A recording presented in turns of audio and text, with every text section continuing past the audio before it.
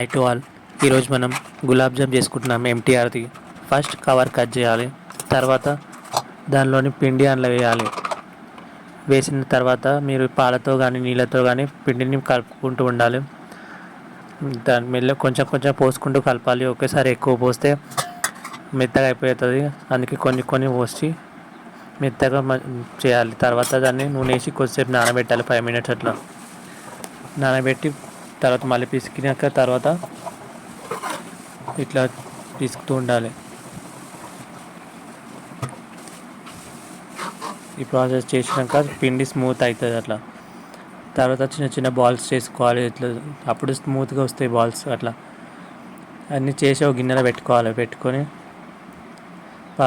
పొయ్యి మీద ఒక బాండి పెట్టుకొని దానిలో అది నీళ్ళన్నీ ఆరిపోయాక నూనె పోసుకోవాలి.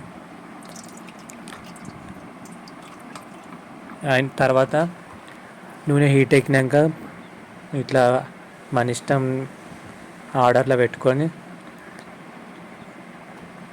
నూనెలో డీప్ ఫ్రై చేసుకోవాలి.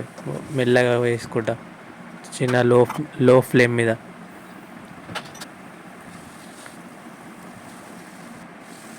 మధ్యలో కలుపుతూ ఉంటూ తర్వాత ఒక గిన్నెలో వాటర్ ఇంకా చక్కెర వేసి పాకం పెట్టుకోవాలి.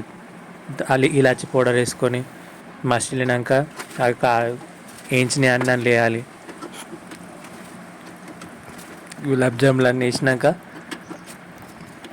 వదిలేయాలి. అట్లనే వాటర్ మంచిగా పీల్చుకొని అయితే తర్వాత టేస్టీ గులాబ్ జామ్ రెడీ అయిపోతుంది. చూడండి ఎంత ఎమ్మీగా కనిపిస్తుందో కదా. మీరు కూడా చేసుకొని తినండి. నచ్చితే లైక్ చేయండి, షేర్ చేయండి, సబ్స్క్రైబ్ చేసుకోండి. Thank you for watching.